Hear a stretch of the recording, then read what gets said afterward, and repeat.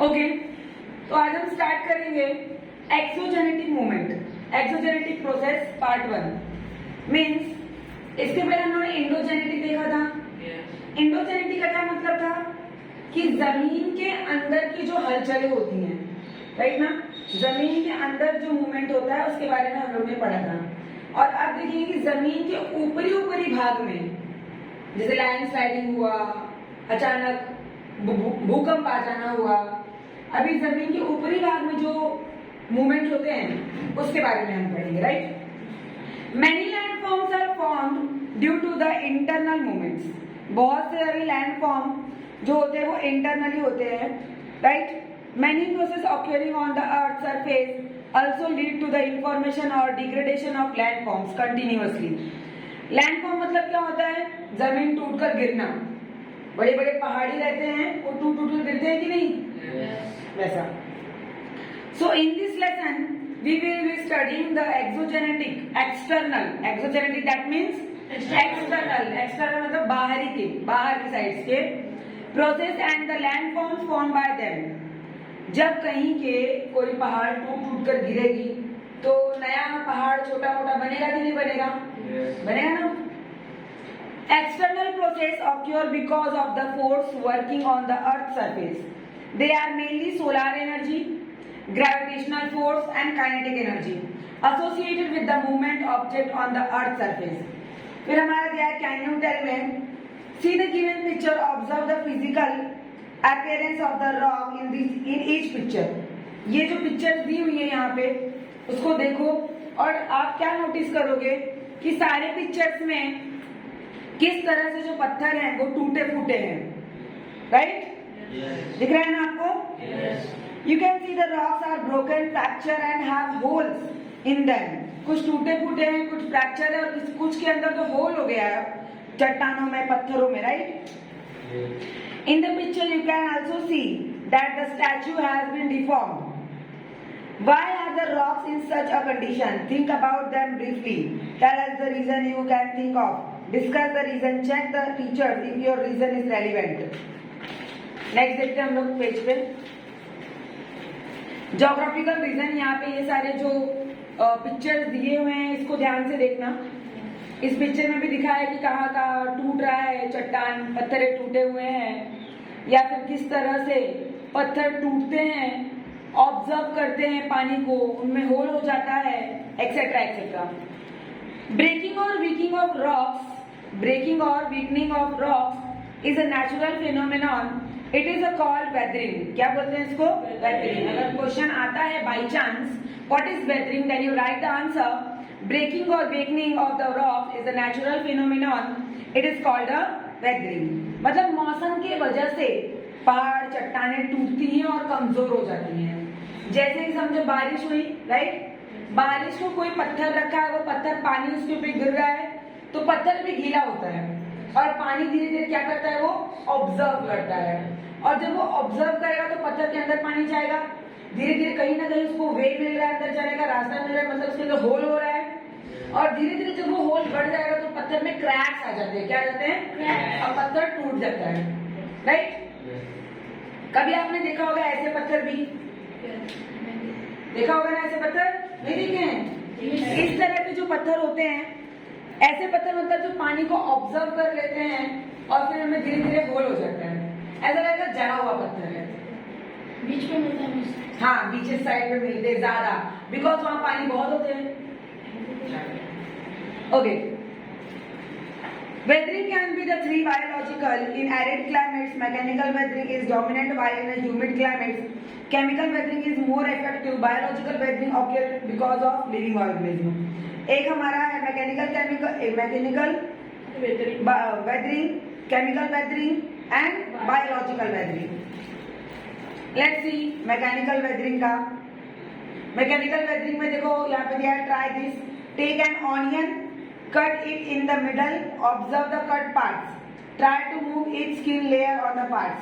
उसको बोलते हैं मैकेनिकल वेदरिंग, मतलब सोच समझ के किया गया वो मैकेनिकल वेदरिंग हो, राइट ना, एक तरह से। You will notice that just as we can move each and every out layer of the onion similarly in the nature rocks undergo such as a process. The exposed part of the rock hits more while in the inner part is comparatively cooler. As a result, the outer layer of the rock fall apart from the main rock is called the exfoliation of the rock. क्या बोलते हैं? Exfoliation of the rock. जैसे चट्टानें होती हैं, जैसे कांदे के ऊपर का जो परत है वो गर्म होगा लेकिन अंदर कांदा ठंडा रहता है। वैसे चट्टानों पे जब पानी गिरता है तो चट्टाने की जो ऊपर की परतें वो धीरे धीरे निकलने लगती हैं। चट्टान ऊपर से गर्म होगा बट अंदर से क्या रहता है, वो ठंडा रहता है। जमीन भी ऊपर से गर्म है, अगर आप जमीन की खुदाई करोगे तो अंदर जमीन क्या मिलेगी, ठंडी मिलेगी, राइट ना। एक लिमिट होता है गर्म होने का, उसका टेम्परेचर का, उस टेम्परेचर के बाद वो क्या हो जाता है, ठंडा ही रहता है, राइट। नेक्स्ट हमारा टेम्परेचर ही है, देखो the minerals in the rock expand because of heat and contract when temperature decrease. Due to such continuous contraction and expanding, मतलब कम होना ज्यादा होना, tension develop in the rock particle. Tension develop मतलब ये दिमाग वाला टेंशन नहीं होता, उसमें जो क्रैक्स वगैरह पड़ने लगते हैं वो बोला गया, right. So each mineral react differently to the temperature. अलग अलग मिनरल का अलग अलग रिएक्शन होता है। हर मिनरल, अब नींबू डालोगे अगर पानी में और शक्कर डालोगे तो अलग टेस्ट आएगा, बट वहीं पे जगह पे शक्कर की जगह नमक डाल दोगे तो अलग टेस्ट आएगा, सोडा डाल दोगे तो अलग टेस्ट आएगा, right. So each mineral react differently to the temperature. Some minerals expand more while other do not expand as much. कुछ ज्यादा expand करते और कुछ नहीं करते। Consequently, the tension formed in the rock also increase and decrease. Tension जो form होता है वो भी बढ़ता और कम होता है। As a result, cracks develop in the rocks and they break. उसका रीजन क्या होता है, ज्यादा कम होने का, धीरे धीरे क्रैक्स पड़ने लगते हैं, कभी बढ़ता है कभी कम होता है, जिससे क्या पड़ने लगते हैं, क्रैक्स, और पत्थर टूट जाता है, चट्टानें टूट जाती हैं, okay. In areas where the diurnal range of temperature is higher, weathering of this type of common in a hot desert. ज्यादा जगह कहाँ होता है ये? फिर है frost. ओस होता है ना, ओस, तुषार, ओस, समझ में आता है ना? You know that the volume of the water increase when it freeze. जब पानी फ्रीज होने लगता है, फ्रीज दैट मीन्स जमना, ठंडा, जमना, तो उसकी टेम्परेचर क्या हो जाती है, बढ़ जाती है। बढ़ जाती है कि नहीं?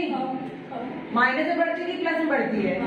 माइनस में बढ़ती है, समझ में आया, मतलब कि नीचे जाती है। और in areas where the temperature drop below zero, zero से जब कम हो जाती है तो धीरे धीरे बर्फ बनने लगती है, right. Some quite time the water accumulated in the cracks and sieves repeats, the rock freeze, its volumes increases, this leads to tension in the rock and they shatter. अब धीरे धीरे ऐसे जब पानी चट्टानों पे भी गिरता है तो वो क्या होने लगते हैं, जमने लगता है, अंदर पानी जाके जमा होने लगता है। कभी कभी हम पत्थर तोड़ेंगे तो उसके अंदर पानी मिलता है हमको, ईंट वगैरह देखो तोड़ो तो उसमें पानी मिलता है हमको, जमा होता है और अपने आप को क्या हो जाता है, टूटने लगता है। फिर एक crystal growth in rocky coast, जहां पे पथरीला जगह है, चट्टानों की जगह है, wave hit the sea cliff, the water is alkaline, पानी क्या होता है, खारा होता है हमारा, right. Some water droplet hit in the cracks in the rock is in this alkaline water the soluble material in the rock get dissolved. जो ऐसा बारिश का जो पानी होता है वो खारा होता है और बारिश के पानी में पत्थर धीरे धीरे घुलने लगते हैं, मतलब कि उसमें टूटने लगते हैं। बारिश के पानी से पत्थर टूटने लगते हैं, राइट ना। समुद्र किनारे हो कितने पत्थर टूटे फूटे रहते हैं, कितने खड्डे खुड्डे हुए रहते हैं। जब बार बार पानी का लहर आके उसके ऊपर टकराएगा जाएगा तो उसके ऊपर इफेक्ट पड़ता ही है, समझ में आया। So this is the effect of solution. Alkaline water get stored in this hole, उस जो पत्थरों में होल होता है उसमें ये पानी जमा हो जाते हैं। Because of heat this water turns into water vapour and only crystal of alkaline material remain in the rock. पानी में नमक होता है तभी तो खारापन होता है, राइट ना। जब पानी टकराते हैं पत्थरों से, पत्थर पानी ऑब्जर्व करते हैं और खड्डे खड्डे होकर उसमें जमा हो जाते हैं। जब धूप आती है तो जो पानी है वो वेपर बन के उड़ जाता है, लेकिन जो उसका नमक है, खारापन, वो उसी पत्थर में रह जाता है। समझ में आया? So because of it the, ये तो हो गया ना, water vapor and only crystal of alkaline material remain in the rock. Crystal occupy more space. This causes tension in the rock. Holes are formed in the rock. It looks like a honeycomb. कैसा लगता है? मधुमक्खी का छत्ता। देखे हो कभी? Lecture में तो बहुत है। ये नहीं? एक नंबर में ओके, मधुमक्खी के छत्ते की तरह वो पत्थर, वो चट्टानें दिखने लगती हैं। अब रिलीज ऑफ प्रेशर, प्रेशर को रिलीज करना। It is not that tension is created in the rocks only because of temperature, freezing of water on crystallization. The outer layer of the rock exert pressure on the inner or lower layer. When this pressure ceases to exist, the lower or inner layer get freed from the pressure, also lead to weathering. अब जो पानी को observe करके रखते हैं उसको उन लोग रिलीज भी करना चाहते हैं। मतलब जो पत्थर है, जब धूप लगे तो सोचते हैं सारा पानी बाहर निकल जाए और हम एकजुट हो जाए, लेकिन वैसा होता नहीं है। पानी तो निकल जाता है वेपर बन के, लेकिन उसमें खारापन और नमक उसी में रह जाता है। समझ में आया? Water vapour, water, some area experience more rainfall than other. In such area, soaking of rock water also causes weathering of some rock like sandstone, conglomerate. These rocks are formed because of pressure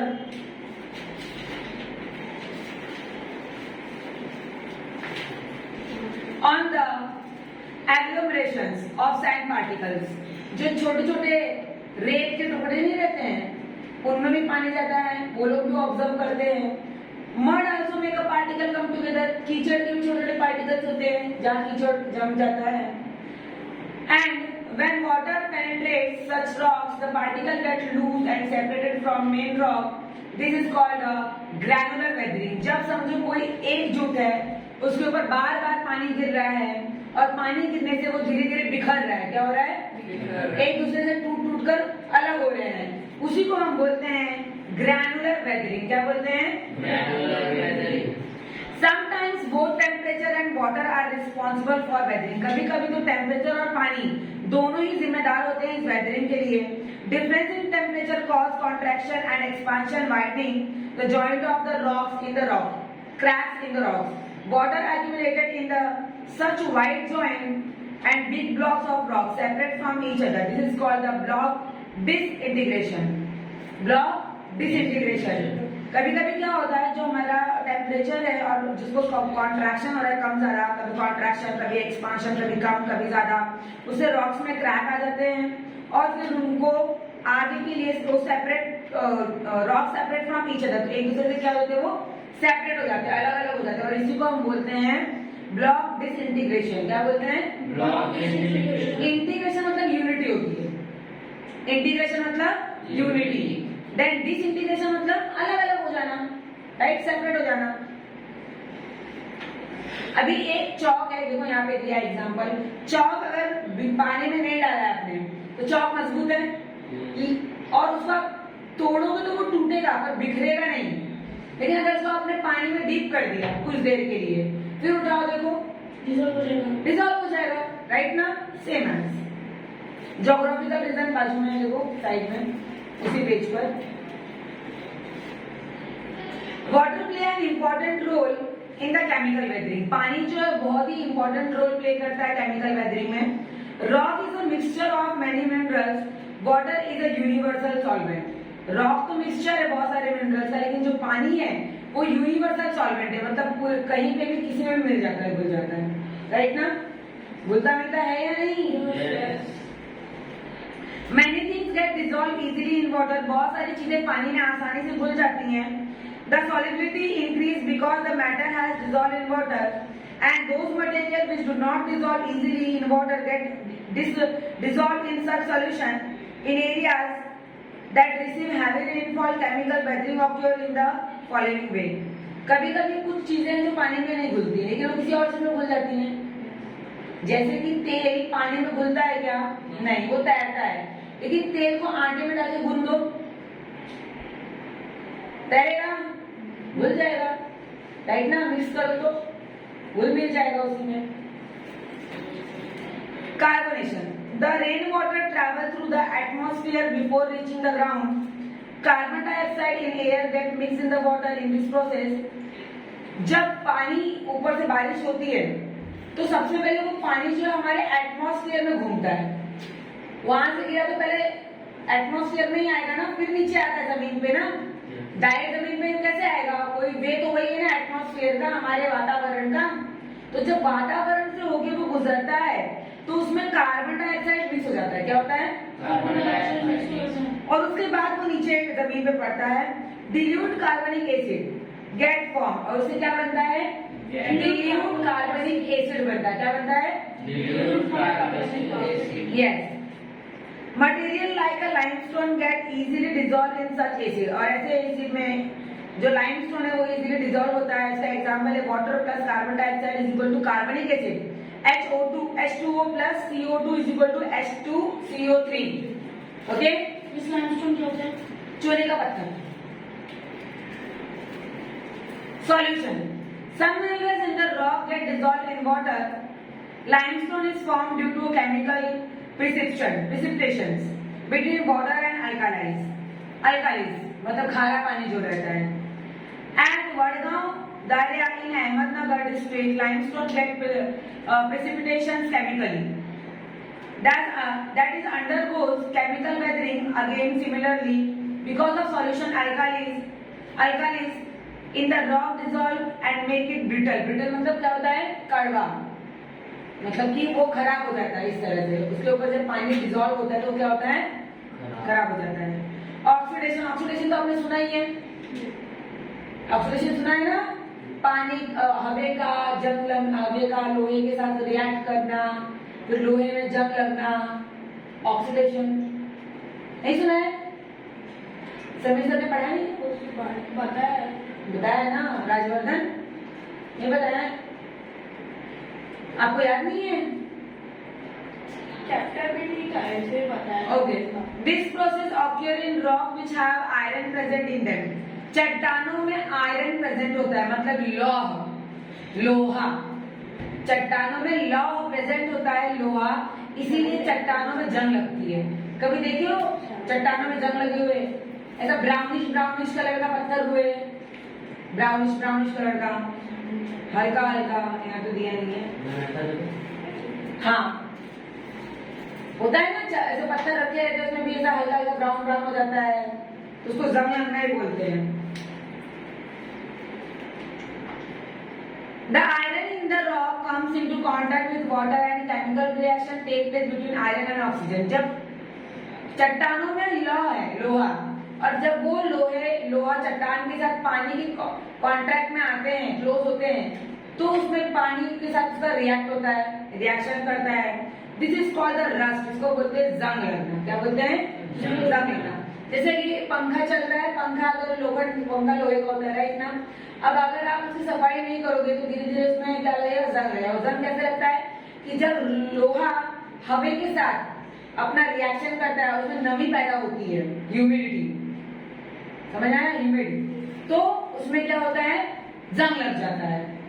तो हम लोग उसको polish मारते हैं या साफ करते हैं इस तरह से।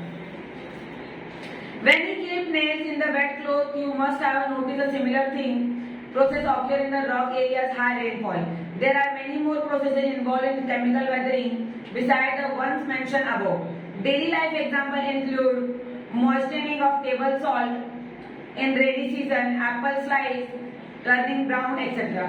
अभी आप एप्पल को कट करके रख दो, काले पड़ जाएंगे। ये एग्जाम्पल है, उसमें भी विटामिन, आयरन का विटामिन पाया जाता है। समझ में आया? Biological weathering, besides mechanical and chemical weathering, biological factor are also responsible for weathering. अब तो मैकेनिकल और केमिकल हो गया, बायोलॉजिकल देखते ये भी जिम्मेदार है। Having you visited any fort, क्या आप किसी किले में गए हो? कोई किला देखने गए हो? कहीं किले घूमने गए हो? गुड। तो आपने देखा होगा, have you seen trees growing on their minarets? आपने देखा खंबा है मंदिर का या किले का, खंबे के बीच में से फाड़ के पेड़ निकला हुआ है। देखा है कभी गांव में या कहीं पे भी? कोई दीवार को चीरते हुए एक पेड़ आया आर पार, या बीच में से फाड़ के पेड़ उगा हुआ है, होता है कि नहीं होता है? होता है, होगा नहीं, होता है। You also must have seen piece of rock getting separated because of the root of the tree. और आप देखे रहोगे कि जहां से पेड़ आया है वहां से दीवारें फट जाती हैं आपस में, क्योंकि पेड़ की वजह से जहां तक पेड़ का तना जड़ जाएंगे, जड़ जहां तक गई होगी पेड़ की, उतना पूरा पत्थर क्या होगा, चट्टान क्रैक हो जाएगा, क्योंकि वो अपना जगह बना के जाएगी ना, और जैसे उसका प्लेस बनेगा तो क्रैक्स तो पड़नी ही है, राइट ना? As the root grow bigger, they create tension in the rock and start breaking them. टूटना चालू कर देते हैं. Ant make large ant hill. Rat, mice, rabbit, other worms, insect make burrows in the ground. These animals are called burrowing animals. चींटी हुए, चींटी अपना एंट हिल बनाती है, चूहे अपना होल बनाते हैं, रैबिट है, जितने भी कीड़े मकोड़े सब अपना रहने के लिए घर जमीन में बनाते हैं, राइट ना? Because of their activity, weathering of rock occurs. Besides this, algae, moss, lichen, and other flora, etc. grow in the rock. काई लग जाना, छोटे छोटे पौधे आना, फिसलना, ये सब होता ही है इसमें. बैक साइड को.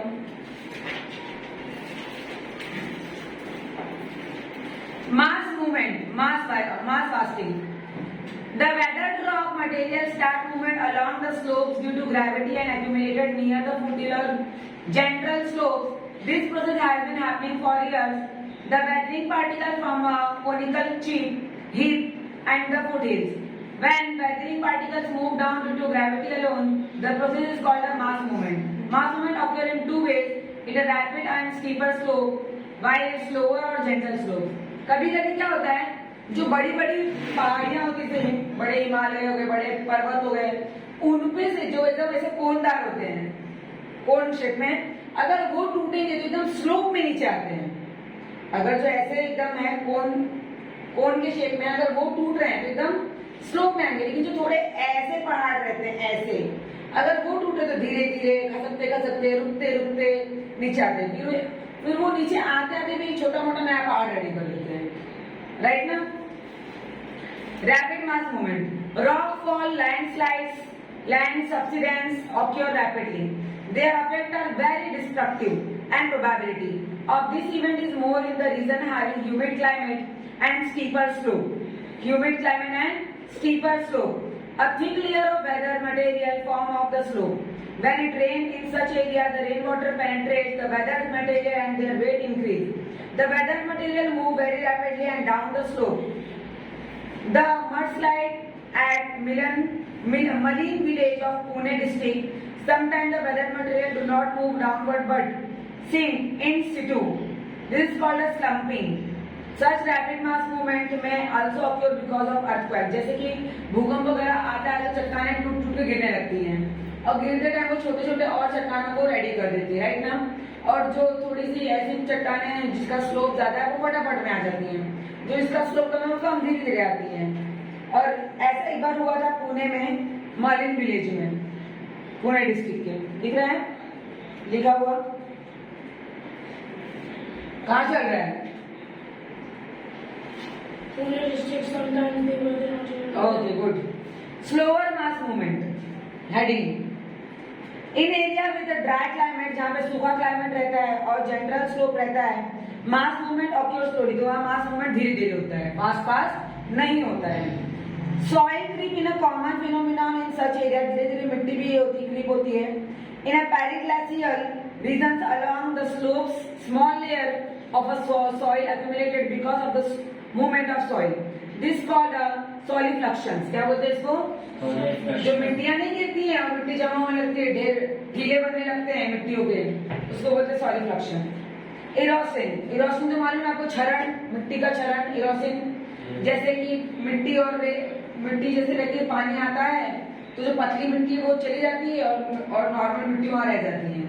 मिट्टी का क्षरण मतलब नॉर्मल चीजें बह के चली जाती है और मिट्टी रह जाती है.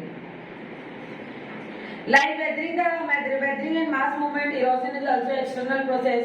Erosion occurs through various agents. Wind, running water, glaciers, seawater, groundwater cause erosion.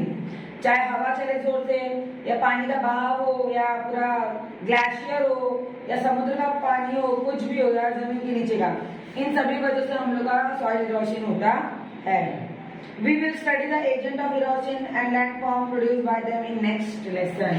ये एक्सोजेनिटी का फर्स्ट पार्ट था, चैप्टर 3, 4 पार्ट में चैप्टर पार्ट 2, ये पार्ट 1 था, वहाँ पार्ट 2 हम पढ़ेंगे. राइट?